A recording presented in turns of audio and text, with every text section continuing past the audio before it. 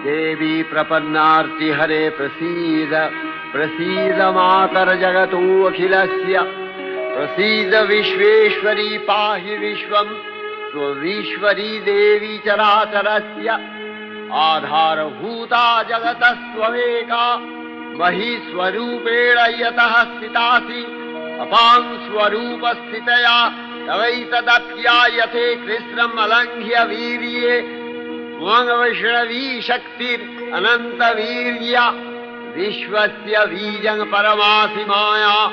सम्मोहितं देवि समस्तमेतत् त्वं वै प्रसन्ना भुवि मुक्तिहेतुः विद्याः समस्ताः तव देवि भेदाः स्त्रियः समस्ताः सकला जगत्सु तवैकया पूरितमम्बयैतत् का ते स्तुतिः सद्य परापरोक्तिः सर्वभूता यदा देवी